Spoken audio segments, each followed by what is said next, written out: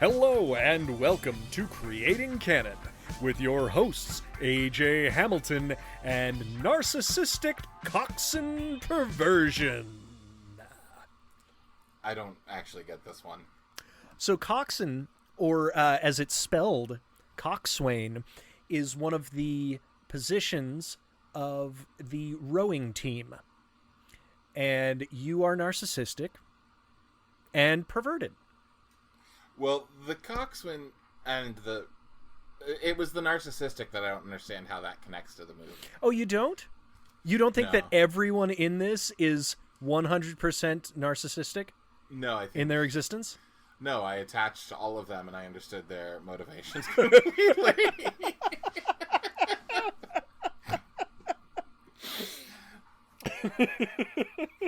You held on to that for a perfect amount of time. Thanks. I'm very proud of you. I appreciate it. And Nicholas C. Pappas. Yay! Yay! Well, from the sound of two hands clapping, or would that be four hands clapping? I suppose one on each side, two on each side. 2 rounds of applause? That's correct. You know that we are doing an episode of Quarantine Canon. Canantine. Canantine. Whatever we decided. Cannontina. Yeah. We keep coming up with new stuff each time. Yes. As if we're brilliant. As if we're amazing minds. I think our amazing minds have started to melt out because it is 174 degrees in Southern California in mid-May. Yeah. Well, and I was thinking the other day, I've legitimately never spent a summer in Los Angeles because I'm always away doing other things during the middle of it. Oh, so that's right. Oh, you are fucked. Welcome, am friend. Not a fan. Welcome. Hey, nobody come and visit us during the summer. Well, also... Probably shouldn't. You shouldn't anyway. Yeah. Like, stay where you are. Be safe. I hope everyone is being safe right now. Yes, absolutely. Hope everyone's family is safe and their friends. Mm-hmm. Even their enemies. Yeah, I mean, because... Although... Yeah. I hope some of their enemies get like a swift kick to the nards. Oh, sure. Nothing to do with the other stuff. But some comeuppance. Exactly. Yeah, exactly. I agree with that. Yeah. Oh boy. Or they could see a specific movie, perhaps. Or we can force them to sit down and watch 1985's Hot Resort. Oh, which is what we watched. Hot. It was not. Buster Poindexter would be sad. Yeah, he would be. This movie is on YouTube right now, as of recording for free. How fancy. I would say don't watch it. We're just jumping right in with our opinions, yes? Yep. In fact, I'm ready to call the episode over. Honestly, at this point. It is. I could probably do the same, sir. This was tough. This was a tough one. Well, let me read the plot because I think this encapsulates the movie perfectly. Oh, please. Hey, did you ever wonder what National Lampoon's unfunny aborted baby brother looks like? Well, check out Hot Resort, a movie that is not hot and will resort in you making you break your television. Perfect. Yeah, I think perfect. I think the only thing that could top that would be That's my summary. That's actually... I'm so angry that wasn't my summary. That's too good. Actually, there's a point where I took a note that said, somebody actually made this movie. So many people worked on it and said, yeah, thumbs up to that. I mean, this movie is right in the middle of the Go-Go Boys years. Yeah, right? So, 1985. Menachem Golan and Yoram Globus are fully at fault. Yep, both of their names were front and center. And what's surprising is, like, I would understand in some ways if this came out in, like, 86 or 87 or even 88 when they were doing, like, 100 movies a year. 100 movies a year, practically. Yeah. But 85 is a heavy schedule. It does have, like, 29 movies on the schedule. Wow. Which is a lot. But still, also... that doesn't seem like this would slip through the cracks like that. Yeah, like it is. I mean, AJ, it's one of the few movies where, I should note that I don't think I've ever stopped watching a movie. I don't think I've ever walked out of a movie. Right. There have been times where I have, been flipping through the channels and I catch like half a movie and I want to go back and like watch the ending of it. Oh, sure. And I just never really quite got there. But or like the beginning of it, and I never really quite got there. But I don't think there's ever been a situation where I would have, like, I've walked out of a theater. Yep. Because I didn't like a movie. And if I saw this in theaters, I would have contemplated walking out. And there were probably at least 5 or 7 times within the first 10 minutes that I would agree with you. I mean, there were way more throughout the movie, but I'm just saying the first couple of minutes when you could still get your money back, absolutely agree with you. I honestly, I know we're like hopping way to the end, but I legitimately went, oh, no. Yeah. 4 times before the 3.5 minute mark of the movie. There were 4 legitimate oh no's. That I was like, this is we are fucked. One of them was the captain's speech, the female captain, who's like, the man with the monkey, thanks for joining us in the cockpit. And also, for the boys who are staying here, my number is, and she gives out her phone number. Both of those I went, oh no. And then the racist remark that happens right after that. Which was our lead, for God's sake, who we... That was our lead, the guy that we're supposed to find, like, charming and attractive. Exactly. I believe his character name is Marty, or East Side Hare, I suppose. East Side Hare. He walks up to a native... It takes place in the Caribbean. And he walks up to a person working at the desk... A native islander who is taking passports, and the guy says, can I see your visa? And he says, I don't have a visa. I got a master charge. If you noticed, he said master charge, not MasterCard. Was it called that back then? I think it was called master charge at one point in time. That sounds real dumb. I don't like it. I don't like it either. Research AJ here. According to an August 28, 1979 New York Times article, the Master Charge card held by 55 million Americans would be rebranding to MasterCard. Before it was called MasterCard, the company was formed as the Interbank Card Association in 1967. It then rebranded itself as Master Charge, smart move, in 1968 before its final change in 1979. But even giving them the benefit of the doubt that it was used interchangeably for a few years after that, this movie came out 6 years after the change. But then he says, hey, you're the guy... Oh, no, that's the friend. Is that the friend? Is that the frat Marty? Yes, because what happened is he goes... What does he say? He said something dickish. He actually doesn't say anything racist. He just does the MasterCard thing, and the guy just is like... Okay, and he hands him his passport back. That's right. And I was like, wait, you would think he would actually check for his visa. For a visa, yeah. That didn't make sense to me at all. Nope, didn't happen. But then the fat friend comes up, and listen, usually I don't like to call people things like fat friend because I am the fat friend. But in this movie, I don't care. No. So fat friend comes up, and he's like, hey... all black people look alike. I mean, like, that's not actually what he says. No, but that's essentially it. He says, he legitimately says, hey, aren't you from the Uncola commercial? Ha, ha, ha. And that's a very old reference. That's a current reference then, but it's to look up the 7-Up Uncola commercial on YouTube. Well, the 7-Up commercials from the 70s. This movie was made in 85. That's fair. Yeah. That's a weird... Maybe it was at least maybe it was 15 years old. Maybe it was a running thing. Oh, the unrunning thing? Who knows? Okay, Who knows? And maybe they kept that fellow who did the laugh. but it was such a weird reference and offensive. Although, wait. Yes.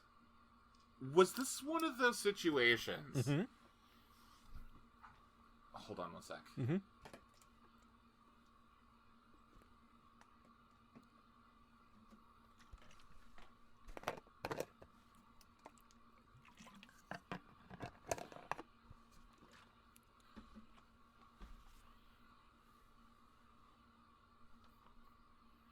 Okay, so I'm just going to say this, and feel free to cut it if you need to. Sure. So wait, hold on one second. So Sure. I just actually watched the Uncola commercial. Yeah. And I don't remember what the guy in the movie looked like. Is this one of those situations where, like, in Arrested Development, they made fun of Buster for driving a Volkswagen and doing the dance, but the reason it's so funny is because Tony Hale was actually in a Volkswagen commercial doing that same exact dance? Is this actually the Uncola guy? It wasn't. I would say not. I mean, my guess is no as well. I guess not. But I think they just thought that if both of them were strong enough characters, if the guy being made fun of racistly gave back to the fat friend was good like, enough, fuck you, fatty. It'd be like, he did. He said that, didn't he? He was like, I mean, he basically you're said, a fat guy. Fuck off, fatty.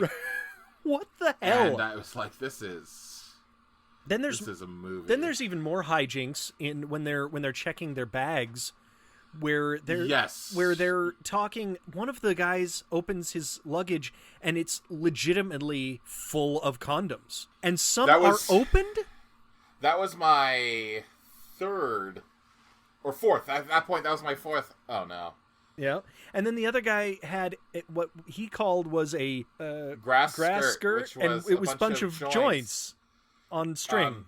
Yeah, brilliant. Which was like, you know what? I said 4 in the first 3.5 minutes. Mm-hmm. There was 5 because on that one I was like, yeah, oh no, yeah, no. But that was the most defeated of all the oh no's because like, I at that point I knew we were just, it was over. And this. So this is just setting the stage for how many attempts my next that they note, make. by the way, was my next note, by the way, was I hate this movie already. Oh, when did I say? 3 minutes 21 seconds. I already hate these guys.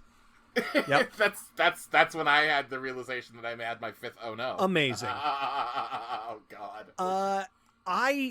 The reason why we're spending so much time on this beginning opening is because this is the consistency of attempts at humor and complete falling on your ass or face, or your ass falling on your face trying to make these jokes. It's almost infuriating, the incompetence that this is done with. It's weird because it should be noted that it was directed by John Robbins, who is actually most famous for directing a ton of episodes of The Benny Hill Show. Wow. And the thing about the Benny Hill Show is the Benny Hill Show is sort of a sketch show. Yeah. It's sort of like naughty. Mm-hmm. But the thing about Benny Hill is Benny Hill is sort of likable. Yeah. Well, he had a very good comic comic talent. Yes, Benny Hill, the person Benny Hill, had that thing, right? That yes, none of these kids have. No. Unfortunately. While we're talking about it, it should be mentioned that the screenplay is by John Robbins, who did Kids Incorporated. Yep. Remember that TV show when you were little? I do. Kids Incorporated. Kids. He also wrote a movie called Death Ship. Ooh. It was co-written by a guy named Norman Hudis, who wrote a ton of television, but he also had 23 produced screenplays from 1956 to 1962. Oh, I'm sorry, Norman. Mostly like westerns and war films. He was not used to this genre, I don't think. Right. And then we have, who I'm assuming is the heavy hitter of Boaz Davidson, who is a canon staple, who did Lemon Popsicle, X-Ray, Last American Virgin, Salsa, Delta Force 3, and American Cyborg Steel Warrior. Oh. And the story was by a guy named Paul Max Rubenstein, whose only movie was this movie. It kind of makes sense why. Yes, exactly. Well, and I guess what I'm the whole point that I brought that up is like, you actually feel sort of like, you could see where John Robbins is trying to do Benny Hill's type sketches in this movie, because absolutely there's so much that happens that's like, wait, this makes no sense. It does not further the plot. It'll be like the movie is structured in such a way where it's like plot. Well, and I say the word plot loosely. And then it cuts away to people that are really only in one scene where they have like a weird gag. Yeah. And then we cut back to plot, and then we cut back to those people, like a different set of people with like a weird like gag, almost if it's like an interstitial. Yes, yeah. Well, there's a I really don't think that the plot in this starts until the 30-minute mark. Well, I mean, there's the conflict. There's establishment of character and establishment of like smaller goals, I suppose. I mean, at the end of the day, I think we understand quite quickly that the plot is there is a working class kid whose name is East Side Hair, Marty, played by Tom Paraskian. Yep. And he sees a rich girl at the club that he's working for, the resort that they're working at for the summer. He thinks she's cute. He wants to date her. But oh no, there's a bunch of like, there's a row team there who is like a bunch of, oh, she's a row team. We're all doing this. Oh, that is okay. I could not fucking stand that. It's called the Mid-Atlantic accent. Family Guy has the character Mr. Bottomtooth, I think his name is. That yeah, talks like that yeah, exactly. Yes, hello. How are you doing? And it has this, and it's yes, and the worst part of stopped on the ball. And the worst part about it is that every single one of them are essentially imitating each other. Yes, so the it's whole row team. Oh, it's just like nails on a goddamn chalkbord. It's like cartoons too. Yes. Well, I actually wrote down. That's funny you said that, because I wrote down a note that says, "Is this a cartoon?" Mm-hmm. Because the whole movie feels like a cartoon. Definitely could have been. But wait. I just wanted to go back to like a quick thing. So that part of the plot is like a young boy likes girl, yet there is like a rich kid who is sort of getting in the way. Yep. Which feels like what Boaz Davidson brought to the table. I can see Last that. American Virgin. Yeah. And then, like, we basically have three characters. We have, like, the lead kid, the fat kid. His name is Chuck. Whatever. I don't give a shit. Actually, I should mention what's really interesting about that guy is his name is Dan Schneider. Yeah.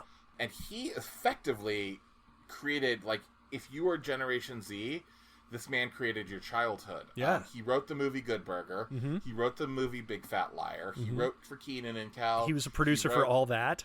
He wrote and produced all that. Yep. But more importantly, he created The Amanda Show, Drake and Josh, What I Like About You, Zoe 101, iCarly, Victorious, Sam and Cat, Game Shakers, and Henry Danger, which are all like huge Nickelodeon shows. Absolutely, yeah. Disney Channel shows as well. That's sort of like...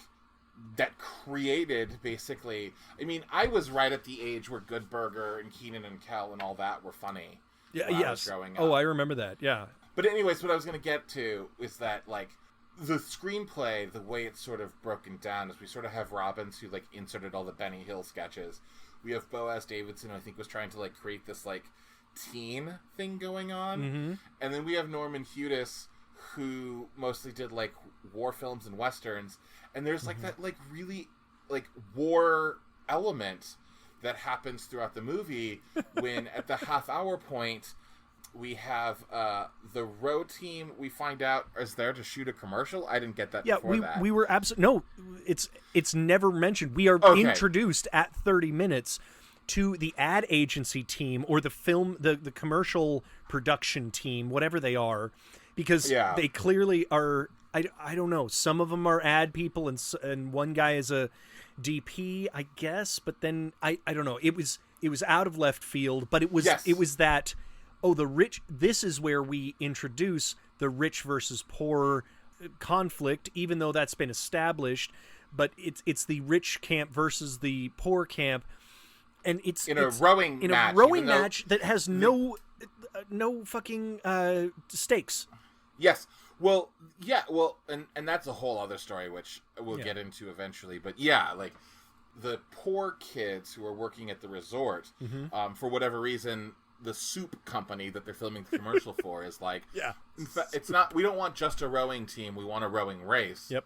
But they don't have any other rowers, so they get a ragtag group of people together to row. And they train them, even though their full-time job is to stay at the fucking resort. And that's what I was going to get to with the training guy, is the guy who's the manager of the resort. Mr. Martin. Mr. Martin, who, yet again, throughout the entire movie, just, like, he's played by a black actor, and, like, just heaps of, like, passive-aggressive racism is thrown at him. One of the very first things that they ask him, because he's a very tall guy. If you look at him lined up next to any of them, he's very tall. But there's a statement that is, weren't you in a movie with Fay Wray?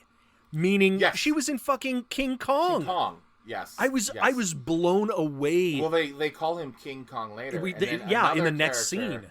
And then another character asks him, was like, 10 years ago when you had your hair out to here. Yep, 1974. Yes, saying that he's had a big, gigantic afro. Uh-huh. But the whole point that I was going to get at is, like, Norman Hudis, like, this character from the very beginning lines them up like they're a bunch of Marines, and he's like, get in line, soldiers, you will call me sir. This is not a whorehouse. Like, he's not a likable character either. Oh, he's horrible. Yeah. But he's like, this is not a whorehouse. But, like, Norman Hudis, with his war film experiences, seems like that was tailor-made for him. Like, the whole point that I was going to get at is you have three disparate screenwriters who each seem to have, like, shoehorned what their specialty is into the movie. Yeah. And then what ends up happening is we have a mess of a movie. Oh, yeah. So, and one of the people in the movie, by the way, is Bronson Pinchot. From Perfect Strangers. Yes. And the Langoliers miniseries. Oh, right. It's based on a Stephen King novella. Yeah. It's funny, he's closer to that in this than he is to Balky in Perfect Strangers. Yes. Because he's a dick in the other one. You know what's interesting is, like, this is after, if I'm remembering the timeline correctly, he made this movie after he made Beverly Hills Cop. Correct. Beverly Hills Cop was, like, it's weird because I don't think of him as a child in Beverly Hills Cop. No. But he looks like a high schooler in this movie. He does. But I also wanted to point out, so Bronson Pinchot, not only was in Beverly Hills Cop and True Romance, he was in this movie called Second Sight, which is terrible. Blame It on the Bellboy, which is an amazingly terrible movie. But one of his roles that he just made, I wrote this down because I couldn't believe this movie title existed. It is a movie called Kung Fu and Titties. What? Yes. One of Bronson Pinchot's latest movies is called Kung Fu and Titties. And he plays the beaver, I see. I was... My God. My head exploded when I read that. Because I was like... Because I actually thought to myself, I was like, what is this... What is this? What is... Why? What has he been doing recently? I often think that with guys like him. Sure. Yeah, who really had a meteoric rise or were famous for one or two really big things at a time, again. And then poof, yeah. No, I agree. So we're going to get these uninformed cretins to take our bags to the car. Boy. Oh, my God. Boy. I would say, and this frustrated the hell out of me, that people's motivations through this changed almost scene to scene, if not shot to shot. It was just maddening how little the director had. There's no stakes at all. Yeah, well, that's the thing. Is like not one thing in one scene affects the next scene. No, their actions don't matter. Well, there are all of these, like you said, side characters that, if you remember us talking about, I think it was a episode of Cannon Fodder called American Drive-In. There are about 15 different stories that we're following in that. Now, I would say that oddly, those dovetail better than all of these stories. Yes. In a way, because there is a final ultimate battle type of thing. It felt like Love Actually. Eventually. Yes, yeah, exactly. And in this one, you drop in on oh God, what's his name? Gorshin, the Riddler. Frank Gorshin is in this, for God's sake. He plays Mr. Green. He's he and his wife, he's all obsessed with coffee. Oh, that's right. The one, yes. Who won the TV show. He won $1 million on a TV show. That's right, and he's throwing around... I forgot those characters exist. Right, because they don't wrap up, because they're replaced by another older couple later on in the movie named the Labowitzes or something? Yeah. Labowitz. Yeah. What's really weird about the Green... talking about, like, the first time you see Mr. Green, Gorshin, the Riddler, is Green. Yeah. He's like, here's a 20, kid. Isn't this great? Oh, my God. And thanks for taking our stuff up to the room. Yeah. Look at my wife. Isn't she hot? Yeah, da-da-da-da-da-da. And then the rest of the movie, he's like, I don't want to be here. Yeah. I don't want to go outside. Right. And his wife is like, come with me. He's I'm like, horny. No. No. He actually gets the fat one to walk up to a woman and say to the woman, do you want to fuck? And if she says yes, great, because now he knows she's in. But if she says no, he didn't waste any time. Yep. And he could follow it up with, if he wanted to be cute and cheeky, well, I guess a blowjob is out of the question. Which the fat one does. Yeah, well, he does it in a slightly different way, but when he gets rejected, he follows it up with the blowjob thing, and then... it turns out that the girl's interested, kind of, ish. Yes, that was the weird thing. Like, he says, can I take you on a date? She says no. He says, well, I guess a blowjob is out of the question. And she was like, I don't know, it still might be in the question. What are you up to? And he was like, well, do you want to fuck? Because there's like 6 positions and you look like the kind of girl. And she's like, no, go away, grosso. Just kidding. Let's do it. Well, this movie, you know what it reminded me of? Say, the American Pie movies. I mean, and then even looking back on the Porkies and the Meatballs and stuff, this mind-bogglingly simple and amateurish. You know, like taking from that genre and just doing a piss-poor version of it. Yes, absolutely. I mean, down to the scene where, like, there's a I actually wrote this down because it was 3 beats in a row that I couldn't believe. Where the fat guy walks up to a woman and he hands her a drink. Yep. And she's like poolside, and he's like, "Here's your tits." I'm sorry, I meant tits. Okay, how are you enjoying your tits? Or what are you gonna have for tits tonight? Like over and over, and then it just cuts to another guy opening a door for a couple who are fucking on their luggage, just in the back of a limo. Yep. It is a runner. Like, they keep having sex in like weird locations, and then directly from there it cuts to the Labowitzes checking in, and Mrs. Labowitz being like, "Are the flowers in the room fresh?" And I will say, I do want to point out that Mrs. Labowitz is played by Mae Questel, who was actually the voice of Betty Boop and Olive Oil. That makes so much sense, right? She was also charming. She was one of the family members in a Christmas Vacation, right? The old lady. I believe so. Yes. Yeah. But anyways, the reason I was just stringing those 3 things together is like, this is what's happening throughout the movie. That's absolutely right. I don't know who this is. I don't know why that is. What's going on over here? What? I don't know if we were missing, if they just didn't film certain things, but the editing on top of the lack of transitions or anything like that is absolutely atrocious. Yes. It cuts too soon, or it cuts in the middle of scenes, and then you come back to it for no good reason. You could have played out the entire scene, and it would have been as funny or made as much sense to not have it split up. It felt almost as if they were falling into the trap that is now so prevalent, where you have to be cutting every 3 seconds or so. Yeah, but it was not. It was like their instinct in editing was poor, not just that they were trying to keep people's attention. Well, it was almost as if it was like, if we hurry this up and move to a different scene, and then if we come back, people might think it was funny. Forget. Maybe. So we still, at this point, as we're talking about stuff, haven't really gotten to the point where we actually find out what the story is. This is all in the first half hour. That row team is so horrid. And but the guys we like are fucking horrid. Or horrid too.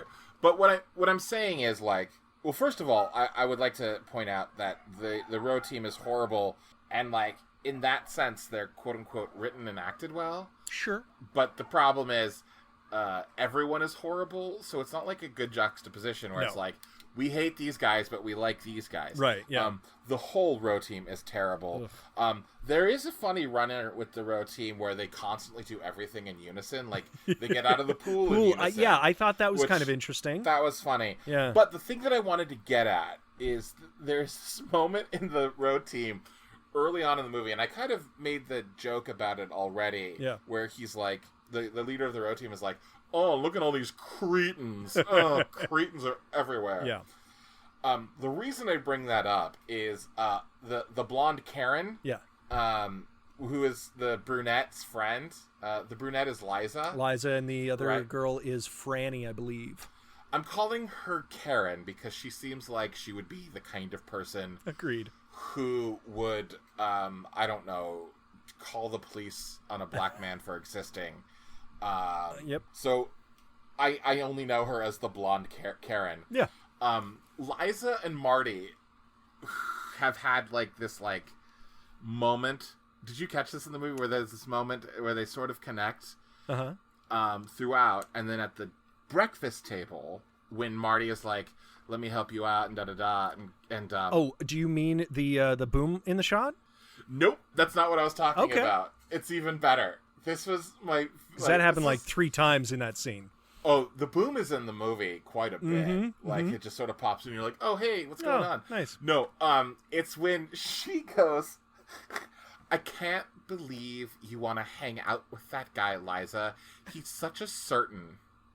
A what? I'm 90% sure it was Cretan. Oh my god. And she said he's such a certain. And I lost my shit. I absolutely do not remember that, but... I actually rewound it because I was like, no way she said that. No way she said that. I am actually going to make an executive decision. I'm going to open the movie back up, and I'm going to find it, because I absolutely need to know this. Yes, please do. All right, and we are back. We are back. Nick, do you want to admit to something? I don't want to say anything. You don't want to talk? So, what ended up happening is the blonde Karen actually said they're servants, not certains. Certains. But that would have been priceless. But they did sound like she said certains.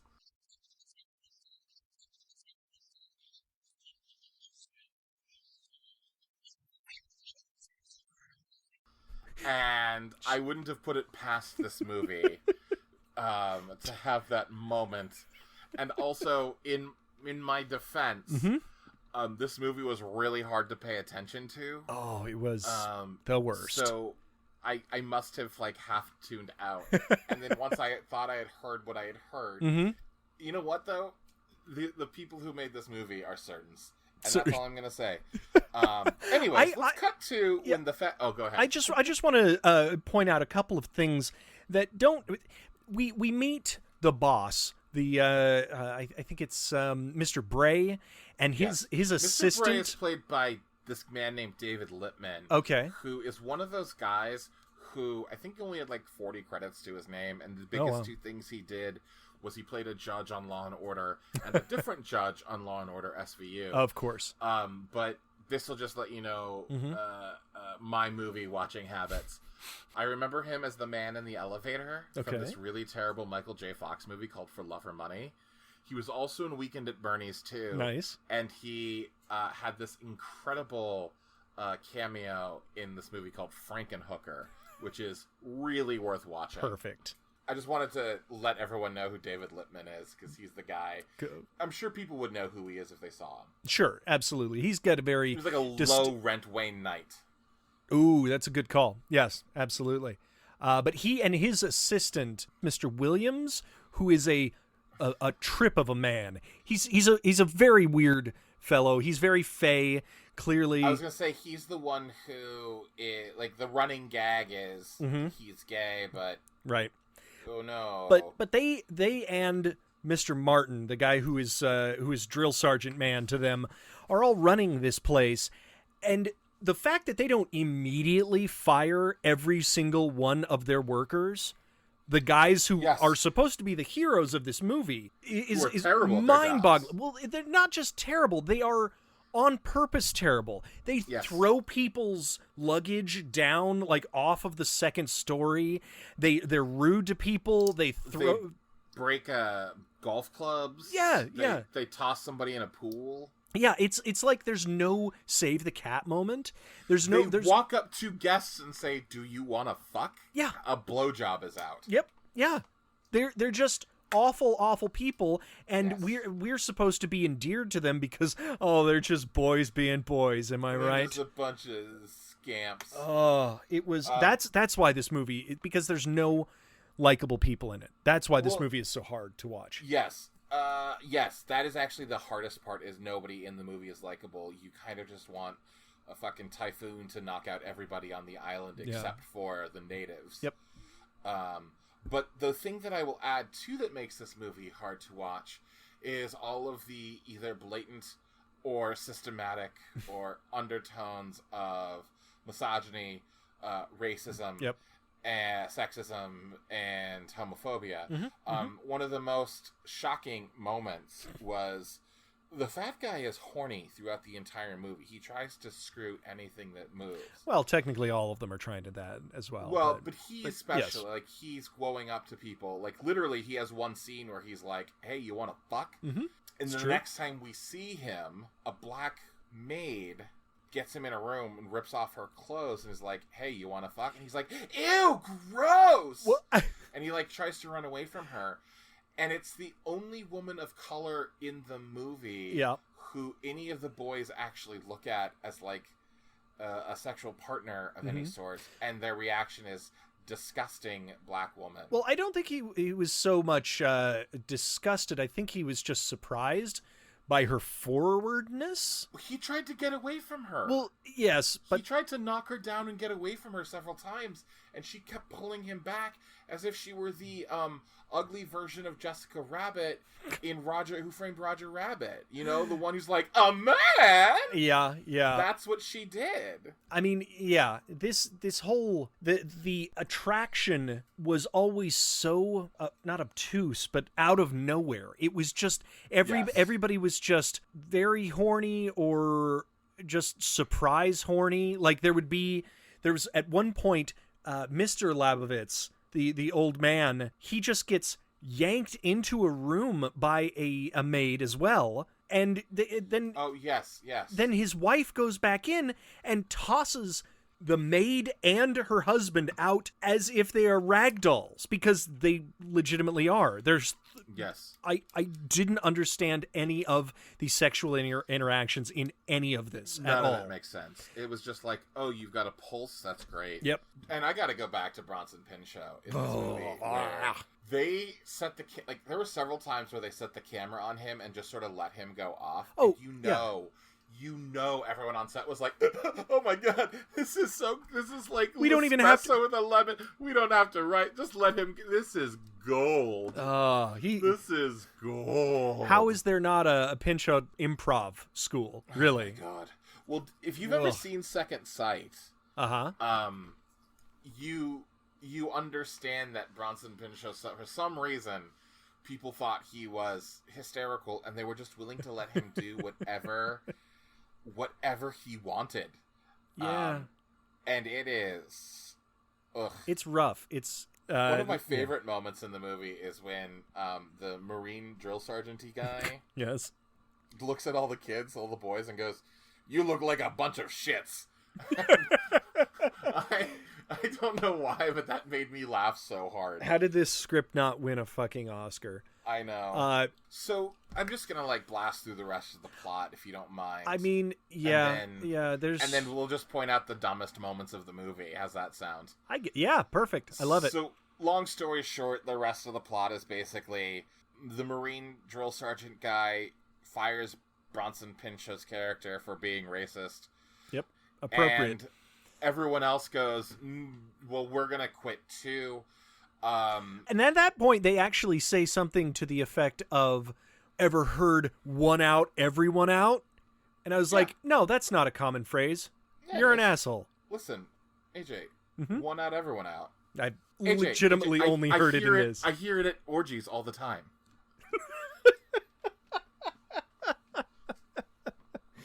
Well, you know what? Nobody's ever said it at the ones that I've gone to. That's just a different perspective, different crowd on life. Yeah, exactly. Yeah. So, what's amazing is, so all the boys who are at the hotel start leaving, and they're like, "We're out of here."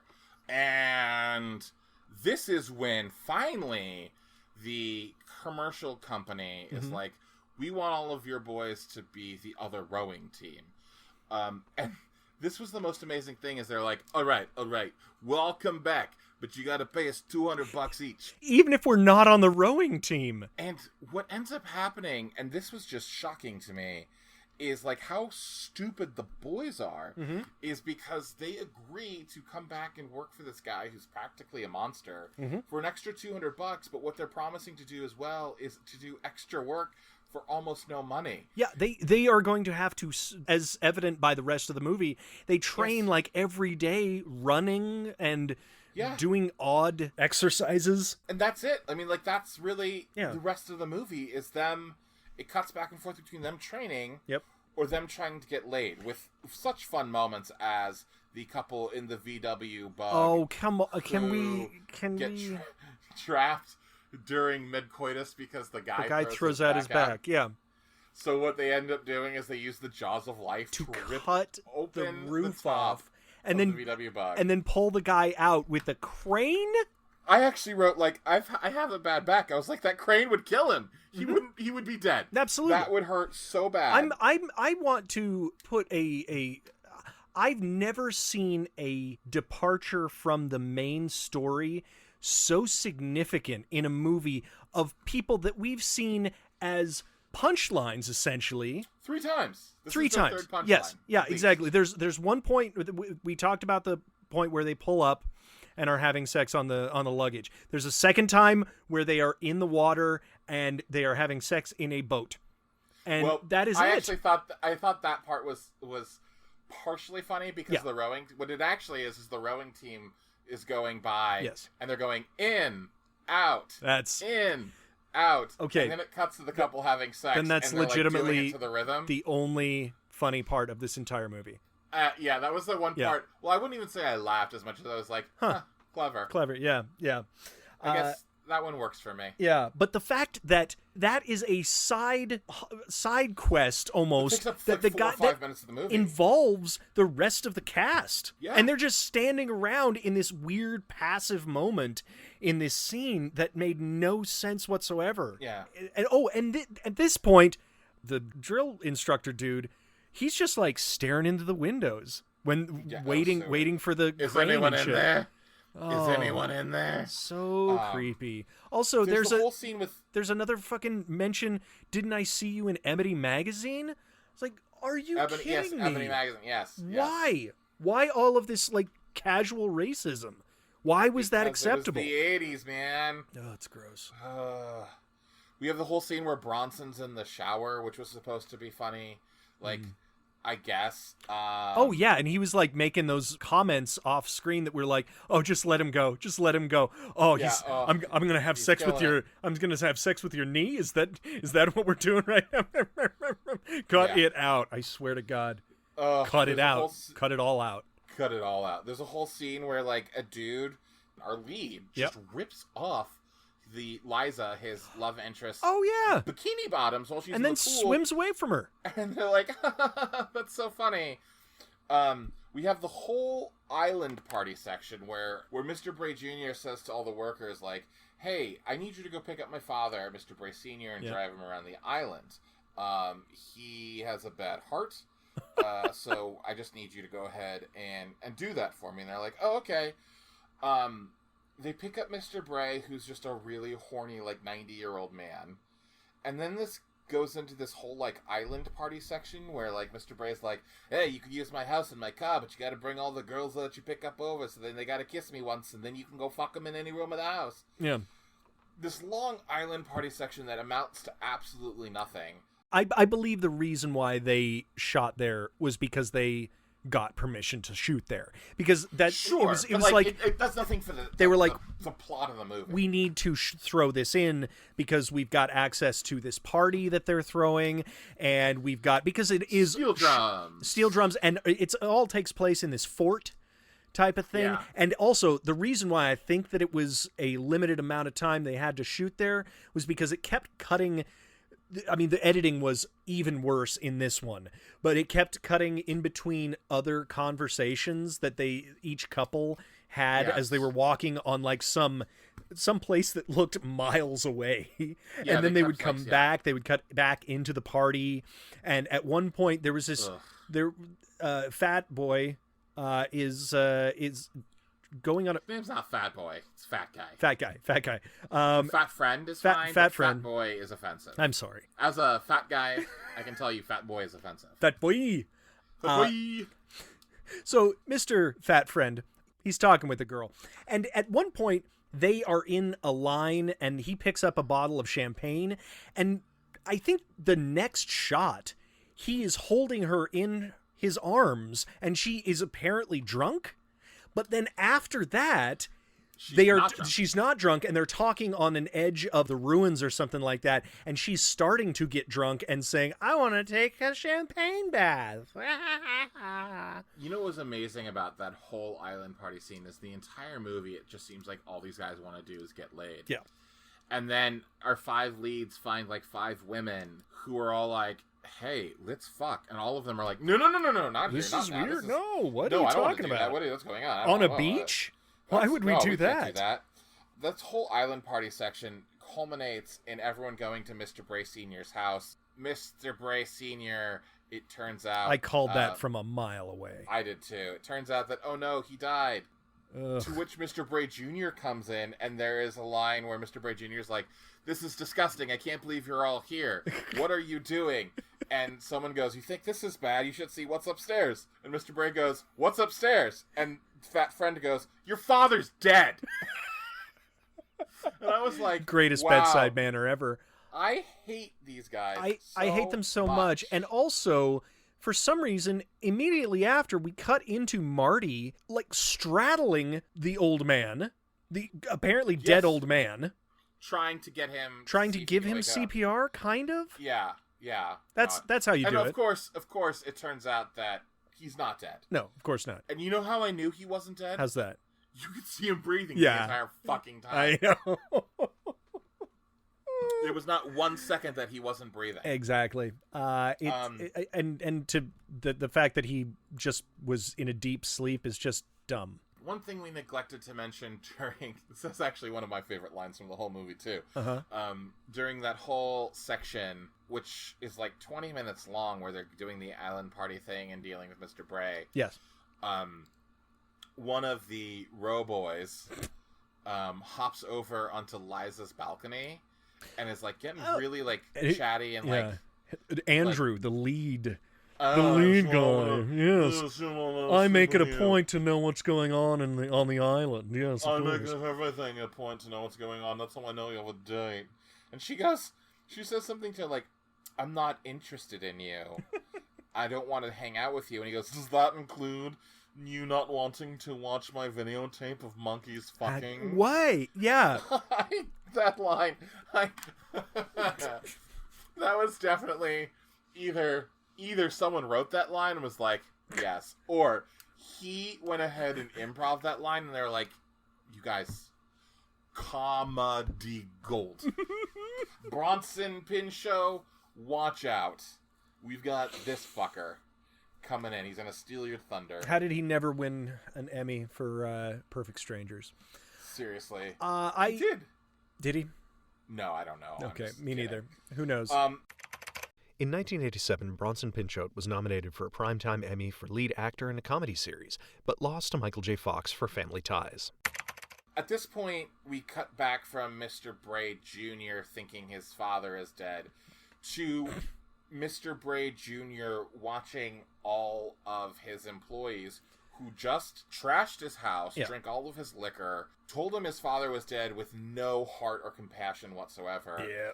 And, like, they're all cool and they're all on the same team. And this is where I was like, stakes actually don't matter. I absolutely hated that point because, in fact, within the scene, the dynamics between the workers, our leads, and Martin, the Marine guy, they're like, I am on your side, but I'm not on your side. I hate you. And they're asking him, when did we get all buddy-buddy? And we're going to do it for you. We're a team. And then he goes, now practice. And all of them are stomping trash. garbage. Well, no, they're not stomping garbage. They're in trash cans full of water. Running in the and I don't know how that helps you row. Like, what does that prove? How does that help you row? I mean, I guess it's strengthening the legs because you press with your leg. I don't care. I don't at all care. I feel like it was just another place where they were like, hey, we can do something different. This will be a different thing. They're all standing in water. It's silly. So we finally get to the goddamn race, which is continually referred to as a race, and yet apparently nobody understands that it's just a goddamn commercial. Well, this is what happens in that scene, and this really needs to be talked about. Has anyone ever seen Any Given Sunday? Neither of those teams are fucking playing for anything. It's a goddamn movie. Well, this is. Let me get. I'm sorry. That's exactly. It's just frustrating. That's exactly what I was going to say. Let's fill in the context real quick first, because they're like the director of the commercial is like, all right, here's what's gonna happen.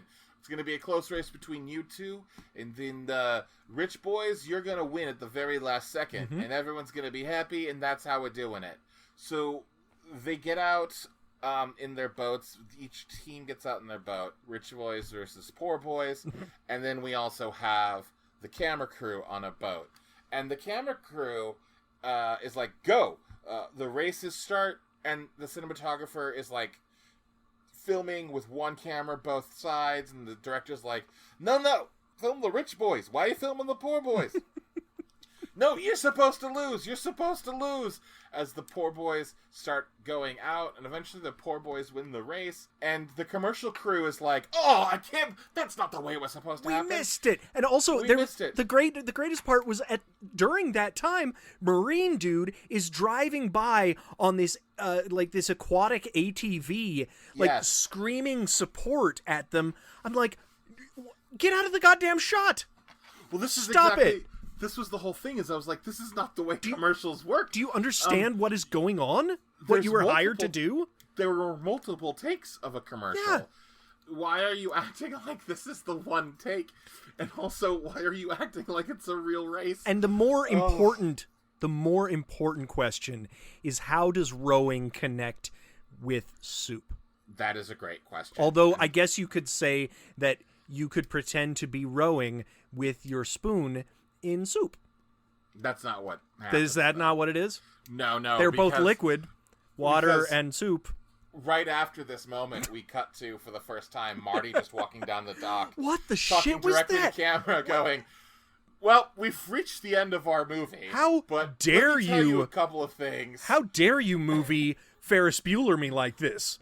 But I think he actually says something effective like, we've reached the end of our movie. Yeah. Well, what happened with the rowing team? Let me show you. And they're trying to eat the soup for the commercial, and they keep spitting it out because the soup's gross. It's bad soup. The director's like, and it's like, this is not how commercials work. No. Like, you make them do it again. Yeah. It's not like this is a live broadcast. And the director is fucking losing his mind. He's losing his... Well, it's because he had to be in this movie. Yeah, I would too. But I swear to God, if you didn't like anybody in this movie... I was actually getting anxiety from watching this guy. He's just like throwing things and screaming in their faces and like, eat the soup! Eat the goddamn soup! So good. So good. Also, I stand corrected. Ferris Bueller came out a year after this, so they clearly did not steal this from that. That was such the weirdest thing where he was like, it changed. Well, we've reached the end of our movie. Yeah. Let me tell you what happened to all the couples. There was no fourth wall breaking through the rest of the movie. I actually think it would have been... Well, it might have actually made it a little bit more palatable if he had perhaps. been. You know? What's so weird, too, about that thing is it's not like anyone else breaks the fourth wall at the end of the movie. No. It actually cuts to scenes of people and, like, things wrapping up. And what I think happened was they got to the point and they were like, wait, none of this makes sense for the end of the movie. Right. I guess, you know what? Let's just have...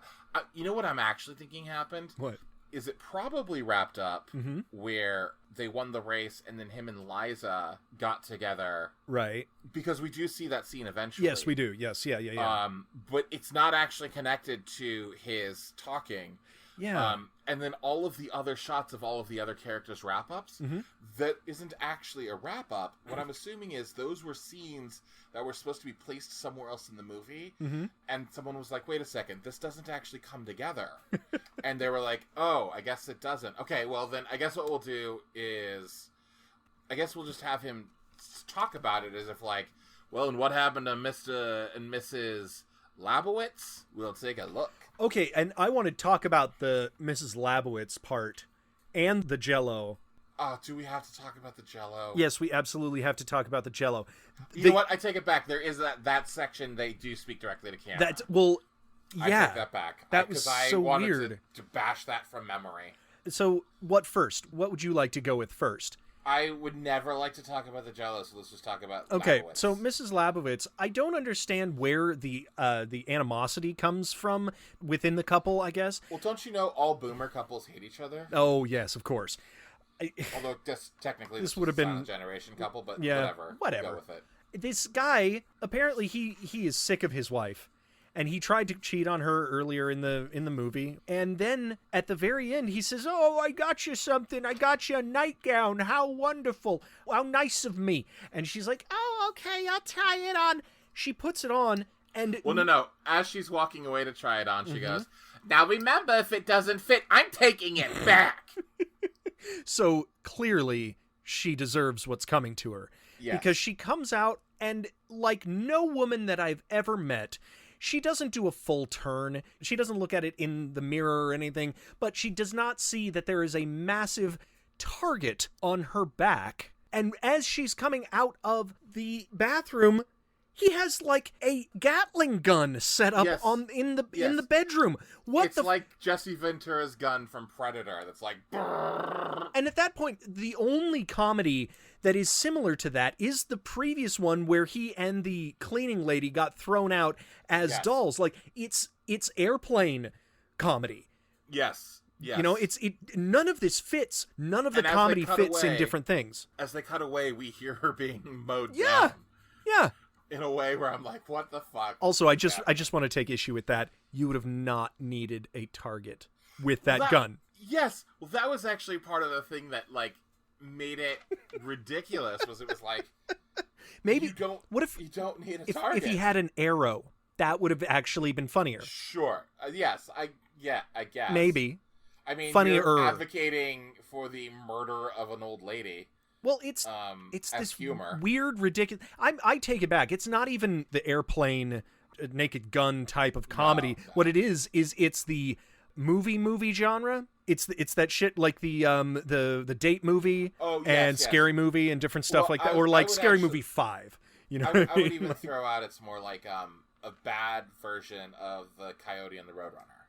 Oh yeah. But where like again, is this a cartoon? Well, that's what it feels like half the time. Yes. But like the saddest, most worst cartoon you've ever seen in your life. So it's basically like a Despicable Me movie. Shots fired. Minions. Illumination. Yeah. Illumination. Will never work for Universal Studios. I know. I feel like we should cut that. No. So Jell-O. Finally, Jell-O. I don't want to talk about it. It was so fucking gross.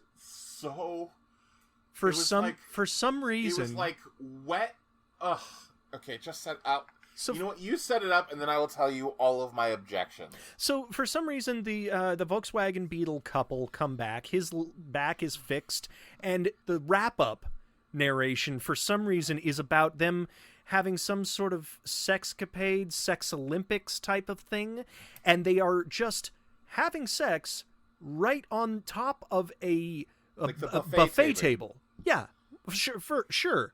No lead up, no explanation, and yet all of the four main guys, right, are standing watching them. Yep. And Nick, how does that wrap up? Well, so tell me how that wraps up, Nick. Oh, God. So, like, first of all, they mention something about how they're having sex in the Jell-O, right? Right. And the four guys are like, I give them a 9.8. I get blah, blah, blah, blah, blah. Well, I give them a 9.3 for blah, blah, blah. Last one gives him an 11 because it's funny because he's horny. Because he's horny, he gives him an 11. But here are, like, my objections, really, is, first of all, they are not covered in Jell-O. They are covered in what looks like a bucket of mayo. Yep. And old mayo. Like they've been doing this forever. Yes. For like it's separated takes. Under the hot lights. Ugh. And then on top of that, you hear, like, you know the wet mouth sounds? It's like stirring mac and cheese. These was like, oh, God damn it. Yeah, you're welcome. It was wet sex sounds. And I don't know what it was, but it had to do with them assuming what is the quote-unquote Jell-O, which is really mayo. It actually made me a little nauseous. I didn't like it. So gross. I'll come out and say it. I got vertigo from this movie. Legitimately, I don't know what was happening, but I got vertigo within the first 15 minutes of this movie, and then I had a sickening feeling in my stomach for the rest of it, and that's not a joke, everybody. No, but it's not. Actually, when AJ first and I got together to talk today, he goes, "This movie gave me vertigo, and I still feel sick to my stomach." And I was like vomitous. And he was like, "No, just this like deep sinking pain in the pit of my stomach." I didn't do anything different today, so the one thing was this goddamn movie. This hot resort. I just and to just wrap it all stupidly up, but it turns out that the gay assistant, Mr. Williams, and the Marine guy, Mr. Martin, are holding hands. They're holding like pinkies at the end, and they're now a couple. And Martin is worried about what his fellow Marines, big tough football playing friends, are gonna think. Right, exactly. And I don't even remember how it wraps up because it just sort of. Well, yeah. So what happens is like they're holding pinkies. Yep. Marty and Liza are like, Marty's like, well, and now Liza and I are getting together, and she's like, oh, by the way, we forgot to mention earlier. By the way, speaking of, by the way, Marty bet his buddies $20 each that he could fuck Liza. Gross. And Liza at this point goes, oh, by the way, I got 20 for you from so-and-so, and I got 20 from you from so-and-so. Is that all I'm worth is $40? And she's like, no, baby. I don't actually know what he said, but something to the effect of like, no, baby, you're worth more than that. Then they walk past Williams and Martin, and they're holding like pinkies, and they're like, I just hope they're happy. And then it's like the end.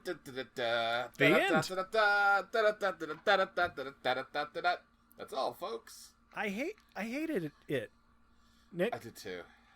I don't think I've been. I've been more deferential to every single other movie that we've ever watched in this experiment. Well, this feels like so we talk about the beauty of this experiment being things like Finding Doing Time on Planet Earth, which is delightful. Yes. Or even like Dancers, which is like a movie I probably never would have watched. Sure. But, like I was so happy to, and like I would watch the last 45 minutes to an hour or whatever that was where they're doing the Dance of Dancers. Yeah, like, yeah. I would watch that anytime. What about the Crazy Dolphin one? That was something unexpected. Oh, the Fruit Machine? Fruit Machine, yeah, man. Yeah. Well, that one was, and that's another one where it's like, I probably never would have watched that. And was Fruit Machine great? No. But the director had a fucking vision. Yes, and was it entertaining? Yeah. Sure. Like that's like the upside of our experiment that we're doing. The downside is we find things like Otello the Black Commando and now this, where it's like, oh, wow. Yep. Like, this movie was hard to find. Yeah. Like, it doesn't exist. It kind of makes sense It's like why. a VHS rip. Yeah. And yes, well, that's exactly what I was going to get is, like, I often think to myself, like, why isn't every movie just put out on, like, DVD or Blu-ray? Like, there's an audience for it. And then I watch something like this and I go, oh, that's right. Yep. And that's, like, there's a reason this doesn't exist in the world. Yeah. Also, what did Booker T mean? Am I missing something? It's like Booker T. Washington, right? I thought so. But, like, I didn't get it. Well, I think it's just another, like, was it another black racist reference. Fuck, man. I think that's what it was. Because, at the very end, Martin says, I love you, Bobby, or something, and Williams says, I love you, Booker T. And his name is not Booker T. His name was, like, Bill Martin? I don't remember, yes, I think it was a racist reference. God damn it, this movie. Yes. I think this was definitely a movie where black people were the punchline consistently. Didn't like it. Did not like it either. I don't actually know. Can I ask you if you saw anything worth stealing in this movie? Or no. Like, I was actually thinking about this, and I'm really hard-pressed to find something, and everything that I feel like I would point to is like, oh, well, no, they did that in Porky's. Yeah. Oh, no, they did that in such and such. And it's like, oh, no, they did that in Screwballs. Oh, no, they did that in insert other teen horny comedy. I think we touch on this a lot during this podcast, but it's almost surprising when someone can't accidentally do something unique. And this is almost in its blandness and its unoriginality. This movie is so special because it is so unspecial. How do you not accidentally do something good or do something just off the wall? Because they did not. How do you have like a 90-minute comedy? Yeah. Where, I mean, I laugh at a lot. I laugh at a lot, and I'm really forgiving. Yeah. And I don't think once in this movie I laughed at all. Even the moments that were unintentional of, like, I don't even think I laughed at the unintentional moments. Like, really. The only thing that I actually laughed at, you know what, I take it back. The only thing I laughed at was when I thought she said certains instead of servants. When I thought she was trying to say cretins. That's the only thing I laughed at, and it was because of a miscommunication. What a shame. Nothing else in this movie, like, was humorous. It was also cringy, and so I think it was just a bunch of people that kind of wanted to go to the Caribbean. Yeah. Because, again, the setting and the conflict, they don't make sense. They actually don't. There's a lot of things about this. There are so many aspects siphoned from other movies and other genres that don't go together. Right. At all. And I mean, you take a lot of those things and you set it at a camp, or you set it in some other different situation, or you tweak things here and there. You could actually make a standard fare teenage sex comedy. Oh, yeah. But, I mean, that's... Yeah, well, this could have been a standard fare teenage sex comedy if at least one of the characters was likable. Right. Or at least I understood some sort of attraction between, like, the characters. Because it just seemed like, at a certain point, it was like, oh, you've got a penis? Oh, you've got a vagina? Okay. Yeah. Cool. I like those things. Oh, wait. One thing that was super fucking weird. I just flashed on this. One thing that was super weird? No, this was the weirdest. So the one guy goes into... I can't even remember who it was. It was probably Kenny or the less known guys, the one with the glasses. And he walks in and... Was Kenny the guy with the glasses? The glasses one, yeah. Kenny went on to write Snow White and Sleeping Beauty for Canon Movie Tales. Are you kidding me? Oh, that's that prime. Actor went on to write those two movies. Amazing. Yeah. Thank you, Kenny. Thank you, Michael Burtz. But he walks into... They constantly do this. They just walk into people's bungalows, rooms, whatever they are, and well, it was the same bungalow every single time. It definitely was. They definitely only had one room. But he walks up, he says, coffee for one, and he opens up that weird, like, tiny room. It was like a shower, I guess, and he opens it up, and they're like, oh, sorry, chap, that'll be tea for 8, and it's like 7 guys and this almost passed out girl in the shower. I don't think she was passed out because she was the one who was like, her head was like down. Maybe she was just tired. Maybe they had been. There's 7 guys. 7 guys. That's fair. That would tucker me out. Yeah, that's fair. Yeah. But again, what a weird fucking thing to just include in the middle as one of those little fun romp interstitial moments. Yeah, exactly. Well, and that's, but I mean, even then though, I wouldn't even call that original. It was just it was a weird moment. It's a weird thing. I feel like I've seen that in other movies. Absolutely. I honestly, the only thing that I feel like we could call canon is like, I did feel like, and even this is borderline, where I could see other movies of this ilk starting in New York with all the guys getting together and being like, we gotta go. Oh, that'd be fun, actually. So when we start directly with the plane landing, that sort of felt like that, like, did we miss the first reel? Absolutely. In fact, when I first found the movie, like online, and it started with the plane landing, I was like, oh, I guess I have to find a different copy because this isn't right. And then the other copy that I found was the same thing. I was like, oh no, I guess that's just how it starts. You know what? I just remembered the the only thing that I thought was charming in this movie. And it was in the room team watching my videotape of monkeys fucking. Monkeys fucking. No, it's actually just a movement. After Liza accepts Marty's date proposal, she walks away from him, and you can see her in the background. And he confidently, he's like, oh yeah, I did it. And he flips one of the cups that he's collecting, and he tries to catch it, and he sort of slips, and it falls out of his hand and falls down on the ground. And I thought that was like, I've seen it done, but I was like, oh, that's sort of the thing you want to keep. Yes, that's legitimately all I want to keep. I don't even want that. Okay, let's throw it out. I want, you know what I want? I want 14 vats of mayo. So I could have some wet sex sounds in rancid mayo that's separated back into egg whites and oil. My head's spinning again. Oh god, me too. Holy shit. You know what? I can't talk about this movie for another second. I think we're done. Yeah. Good. Well, this is the second. Well, actually, I don't think this was as angry as when we talked about Othello the Black Commando. That's true. Like, we were mad that day. That was we were mad. I think this one is... Go back to last season and listen to that shit. Yeah. Oof. That caused some stuff in us. That broke us, and we had to take a 6-movie zombie run. I don't regret anything. October to get back to, like, this. Wonderful. Although I don't think this one's going to break me. I don't feel broken. No. I just feel disappointed. Yeah. I'm moving on. Yeah.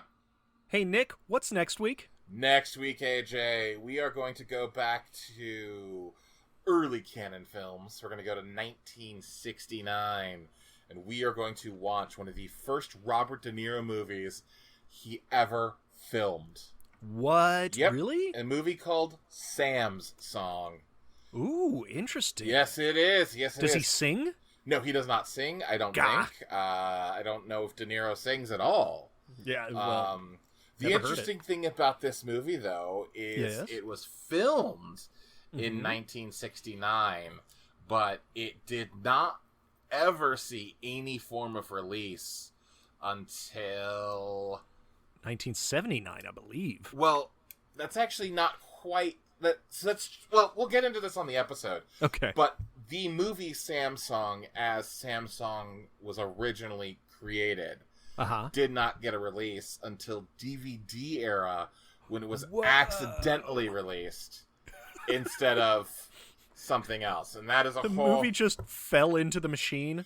Kind of. How did we make all of this? Yeah. Well, that's fascinating. Okay. Yeah. And you should definitely listen to the episode, AJ and other people. I will. Because the story of this movie is a wild fucking ride. I cannot wait. Yep. I will be there. I will be there too.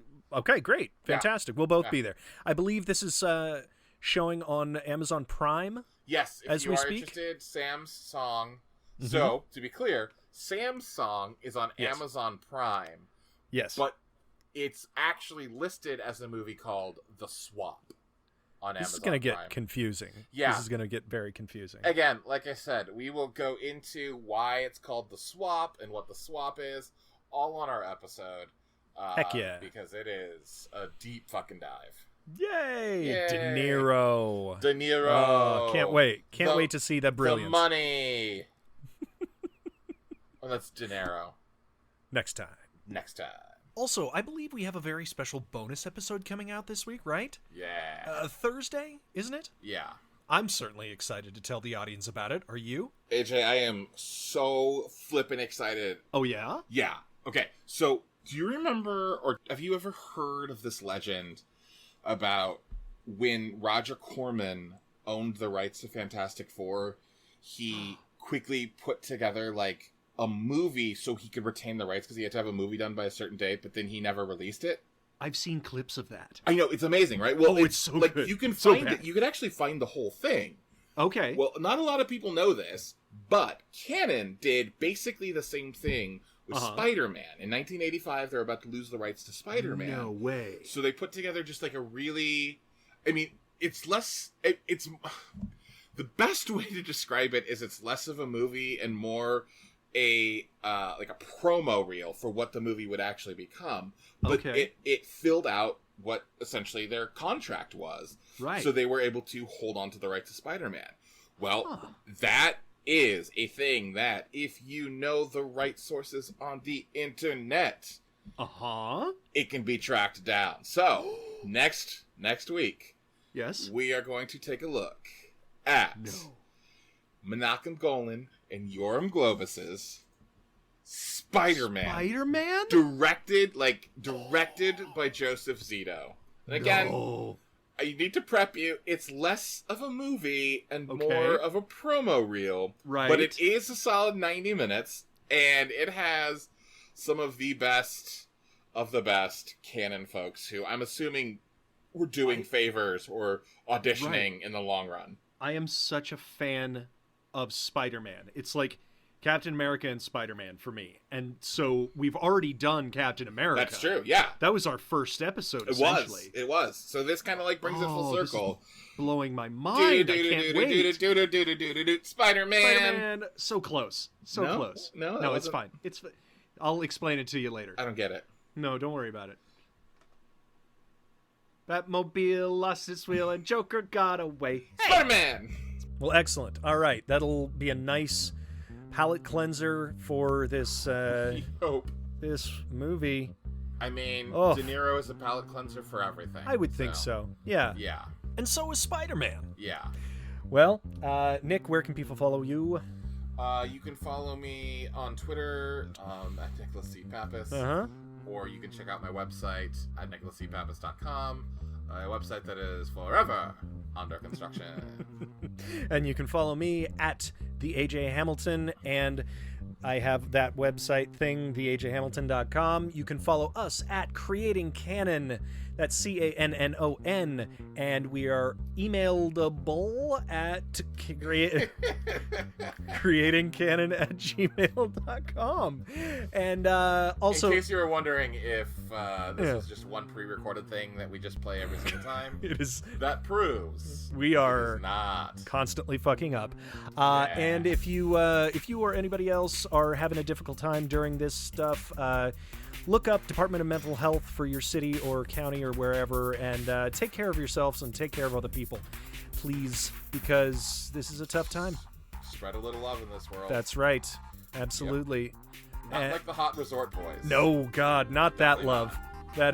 That is unwanted love by everyone. All right, and as we always say at the end of every episode, what do we say, Nicholas? Good night. Night. and good cannon. Love it. Yeah. Yo, good. Dude, cool. You-do-do-de-do, boop, boop. Legally correct? Legal, of course. What else would I be talking about? There's a whole... In my bucket, dear Liza, dear Liza. No, is it nothing? It's 8%. That's higher than I expected. What is Buster Poindexter doing? Oh my god, he's melted. Your bubble has been boisted. I know. It bursts my bubble, too. With your host. I already screwed it up. I didn't know you were starting. Oh, you didn't? She seems the kind of person who would ask for the manager. That's fine. Bye. Because I feel like we should cut that. And maybe we will.